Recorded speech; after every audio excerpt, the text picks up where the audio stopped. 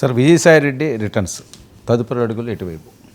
ఇదొక major input. అంటే okay, ఇదేమే రాష్ట్రాలు ప్రజలు కాదు కానీ పార్టీకి వైఎస్ఆర్సీపీకి సంబంధించింది. బహుశా ఇది మన స్పెషల్ ఇన్పుట్ లాంటిది. ఖచ్చితంగా చెప్తున్నారు. జగన్మోహన్ రెడ్డి మళ్ళీ విజయసాయి రెడ్డి రావాలని కోరుతూ ఉన్నారు. ఆ విధమైన రాయబారాలు పిలుపులు ఆయన పంపిస్తూ ఉన్నారు. ఈ మధ్యకాలంలో చూస్తే విజయసాయి రెడ్డి కూడా కొన్ని ట్వీట్స్ అంటే అవే ఎక్స్లో పెడుతున్నారు. వాటిలో ఉద్యోగాల గురించి, ఐటీ గురించి, పని గంటలు, లేకపోతే ఇట్లాంటివి ఆయన కూడా కొన్ని ఇష్యూస్, పబ్లిక్ ఇష్యూస్. అంటే వ్యవసాయం చేసుకుంటానన్న విజయసాయి రెడ్డి వ్యవసాయమే కాకుండా మళ్ళీ ఇది కూడా చేస్తున్నారు. His active, maintaining and active profile అనేది అర్థమవుతుంది. ఇవన్నీ ఎందుకు చేస్తున్నారు? వీటన్నిటితో పాటు ఆయన ఇంకో మాట చెప్తున్నారు. నేను జగన్మోహన్ రెడ్డి గారిని ఇంతవరకు ఏం అనలేదు. జగన్మోహన్ రెడ్డి గారి మీద నేను ఫిర్యాదు చేయను. ఇప్పుడు లిక్కర్ స్కామ్ అనే దాని మీద విచారణ జరుగుతుంది. అది మా ఇంట్లోనే జరిగింది, మా ఇంట్లోనే మాట్లాడారు, నేనే డబ్బు అరేంజ్ చేశానని కూడా ఆయన చెప్పారు. కానీ దీనికి జగన్ ఆదేశాలతో జరిగిందా, జగన్ పాత్ర ఉందా అని అడిగితే నేను అలా అనుకోవట్లేదు, నన్ను ఏం అడగలేదని అది మటుకు దాటేస్తున్నారు. అది నువ్వు నీ పతి ప్రాణము దక్క అన్నట్టుగా జగన్ మీద మటుకు నేనేం మాట్లాడను అని ఒక స్టాండ్తో ఆయన గట్టిగా ఉన్నాడు. ఇంకా థర్డ్ది మీరు ఇందాక అడిగారు కదా, బీజేపీ వ్యూహం ఏంటని. బీజేపీ పాపం విజయసాయి రెడ్డిని తీసుకోవాలని వాళ్ళ రాయబారాలు అవి జరిపారు. కానీ చంద్రబాబు నాయుడు చాలా గట్టిగా ఎట్టి పరిస్థితుల్లో మీరు విజయసాయి రెడ్డినే తీసుకుంటే అసలు మా పొలిటికల్ మోరల్ ఇదంతా కూడా పూర్తిగా కూటమికి దెబ్బతినిపోతుంది, అంతకుముందు మన దాడి విమర్శ అంతా వాళ్ళ మీద కదని ఆపిన తర్వాత రాజకీయాల్లో బాగా దీర్ఘకాలం ఉన్నవాళ్ళు ఒక వ్యాక్యూమ్లో ఉండలేరు. సో పేరుకు వ్యవసాయం అన్నా కానీ ఇప్పుడు కేసీఆర్ గారు పాపం ఫామ్ హౌస్లో వ్యవసాయం చేయట్లేదా? ఏం చేసినా తెలంగాణ నడిపించే రాజకీయం తప్పకుండా ఉంటుంది కదా. ఐఎమ్ నాట్ కంపేరింగ్ బోత్, కానీ నేను అంటుంది రాజకీయ నాయకులకు ఉండే లక్షణం గురించి. ఇంకోటేమో అన్నిట్లో జగన్మోహన్ రెడ్డి వాళ్ళ తాతకాలం నుంచి ఉన్న సంబంధాలు, వీటన్నిటితో ఒక serious possibility of Vijayasai returns అనే ఒక వాతావరణం. అయితే కొంత సర్దుబాటు చేయాలి, ఎందుకంటే జగన్ చుట్టూ కోటరీ ఉంది, ఇట్లాంటివి అయితే ఆయన తీవ్రంగా అనున్నారు. కాబట్టి ఇందాక మనం చంద్రబాబు వచ్చే ఎన్నికలకు సిద్ధం కావడం గురించి మాట్లాడాం. ఈ జగన్మోహన్ రెడ్డి కూడా వచ్చే ఎన్నికలకు వచ్చేస్తామని కదా ఆయన ప్రకటన. కాబట్టి విజయసాయి రెడ్డి తిరిగి రావాలనే కోరిక ఆయన చెప్పడం, ఈయన కూడా ఓకే నేను మిమ్మల్ని ఎప్పుడేమో అనలేదు కదా అన్న పద్ధతిలో ఆలోచించడం. సో ఇప్పుడు మళ్ళీ మనం మీడియా గురించి మాట్లాడితే, మీడియా అనేది విజయసాయి రెడ్డి పట్ల ఒక గత 6 నెలల కాలంలో కొన్ని మీడియా అంటే పాపం అన్నీ కాదు, ఎన్ని దశల్లో ఎన్ని రకాల పిల్లి మొగ్గలు వేశారో చూస్తే కనుక మీకు నవ్వొస్తుంది. మీరు ఎందుకు ఇది చెప్తున్నా అంటే రాబోయే వాటికి కూడా మీరు సిద్ధమై ఉండాలి. ఇప్పటికే విజయసాయి రెడ్డి పతాక శీర్షికల్లోంచి అదృశ్యం అయ్యారు. మీడియా సంస్థను కూడా మీడియా సంస్థ కూడా అవన్నీ కూడా తీసుకున్నారని చెప్తారు. మీడియా అంటే ఇప్పుడు మా సోషల్ మీడియా అన్న పద్ధతి వచ్చింది కదా. ఇప్పుడు ఏబి వెంకటేశ్వరరావు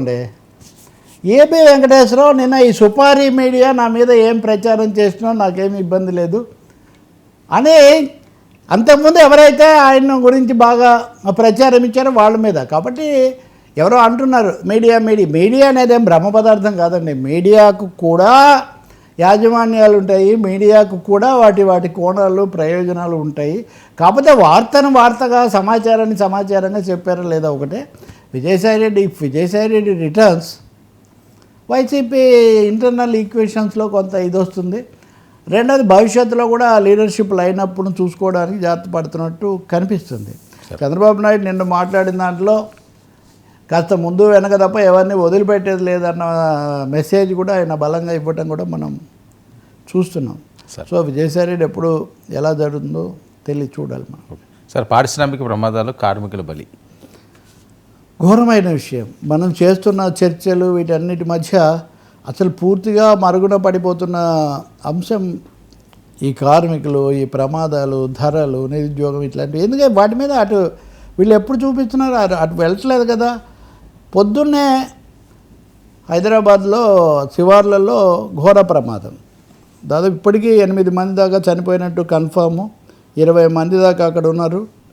సెగాచి కెమికల్స్ అనే ఫ్యాక్టరీ, అది 30 ఫైర్ ఇంజన్లు ఉదయం నుంచి నేను వచ్చే వరకు కూడా వాళ్ళు ఆర్పుతున్నా కానీ అది ఇంకా అదుపులోకి రాని పరిస్థితి. అంటే ఏ స్థాయిలో ఉందో మీరు చూడవచ్చు.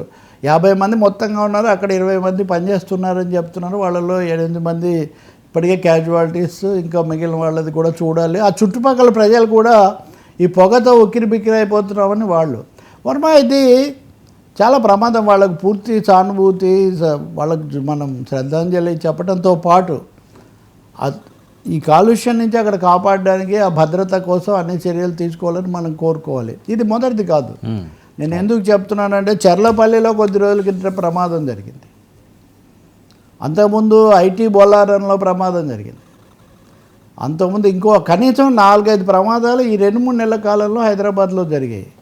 హైదరాబాదు తెలంగాణనే అనుకుంటే అటు విశాఖ పరిసరాల్లో పాలిమర్స్ ప్రమాదం నుంచి మొదలు పెడితే అనకాపల్లిలో ఫార్మా కంపెనీలో ప్రమాదం 17 మంది జరుగుతూనే ఉన్నాయి. స్టీల్ ప్లాంట్ కూడా కదా, స్టీల్ ప్లాంట్ ఇంకా సరే స్టీల్ ప్లాంట్ అసలు పెద్ద పెద్ద అంశం. అది పారిశ్రామిక ప్రమాదాలు ఏంటండి, మనం అంత టెక్నాలజీ ఇంత టెక్నాలజీ ఇక్కడి నుంచే మేము కార్పొరేట్ అది ఇది గవర్నెన్స్ అనుకుంటూ మనం ఎందుకు పారిశ్రామిక ప్రమాదాలు నివారించలేకుండా లోహ రాక్షసుల పదఘట్టన చే కొన ప్రాణంతో కనలే వాళ్ళని అప్పుడెప్పుడో శ్రీశ్రీ అన్నట్టుగా ఇంతకాలం గడిచినా కానీ మనం ఈ ప్రమాదాలు నివారించలేకపోతున్నాము. ఎందుకంటే ఒకటి ముఖ్యమైన విషయం, పారిశ్రామిక భద్రత అన్నది గాలికి వదిలేశారు.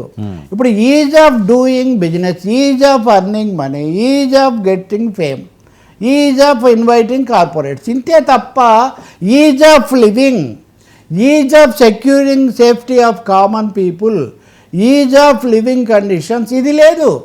సో మీరు చూస్తే కనుక లేబర్ కోడ్లు సవరిస్తున్నారు. లేబర్ కోడ్లు సవరించడం ఇప్పుడు జరగాల్సింది. వాళ్ళ సేఫ్టీ పెంచడానికి ఏం చర్యలు తీసుకోవాలనేది పక్కన పెట్టి యాజమాన్యాలకు ఏ విధంగా భద్రత కల్పించాలి, ఈజ్ అంటే ఏంటి, నిబంధనలు తగ్గించేస్తాం, మీరు ఎన్ని గంటలైనా పని చేయించుకోండి, ఒకవేళ సరైన కనెక్షన్స్ లేకపోయినా, ఇట్లాంటి వాటి వల్ల వస్తుంది. రేపు జూలై 9న దేశవ్యాప్తంగా కార్మికులు సమ్మె చేస్తున్నారు. వాస్తవానికి మేలోనే వాళ్ళు పెట్టుకున్నారు, కానీ అప్పుడే ఈ పహల్గామ్ ఇది వచ్చినందుకు వాళ్ళు వాయిదా వేసుకున్నారు. అందులో ముఖ్యమైన ఒక అంశము ఇండస్ట్రియల్ సేఫ్టీ. ఇది రైల్వే సేఫ్టీ లాంటిది కూడా. ఇప్పుడు రైల్వేలో ప్రయాణికులే కాదండి, సిబ్బందితో సహా పెద్ద పెద్ద రైల్వే ప్రమాదాలు. మొన్న మనము అహ్మదాబాద్ విమాన ప్రమాదం చూసాం కదా, ఎంతమంది ప్రాణాలకు. ఇవన్నీ సేఫ్టీ పెరగాల్సింది పోయి ఇది పెద్దగా ఛాలెంజ్ అయిపోతుందంటే శృతి మించిన భద్రత అనేది లాభార్జన లేకపోతే ఇష్టానుసారం చేయడంతో చాలా చోట్ల లేబర్ ఆఫీసర్స్ని తగ్గించేస్తున్నారు పూర్తిగా. లేబర్ ఆఫీసర్ ఉంటే వాడు వచ్చి సేఫ్టీ ఉందా లేదా, బయటకు వెళ్ళడానికి ఇంకో మార్గం ఉందా లేదా, ఫైర్ ఎక్స్టింక్షన్ మెథడ్స్ ఉన్నాయా లేదా చూసి అవేమీ లేవు. మనం చెప్పినవి మచ్చుకు కొన్నే.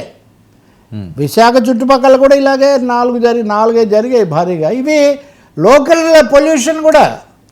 ఇప్పుడు మీకు భోపాల్ ట్రాజడీ జరిగిందంటే ఎన్ని రోజులు దాని ప్రమాదం మొన్నటి వరకు కూడా ఉంది. కాబట్టి ఇది చాలా విషాదకరం.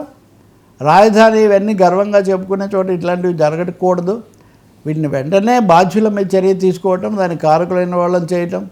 ఇంకోవైపున సరైన అన్ని ప్రభుత్వాలు మేము డబుల్ బెడ్రూమ్లు 3 బెడ్రూమ్లు అంటుంటాయి, కానీ క్రికెట్స్ని అపార్ట్మెంట్లలో లేకపోతే మాల్స్లో ప్రజలు ఫైర్ యాక్సిడెంట్స్లో చచ్చిపోతుంటారు.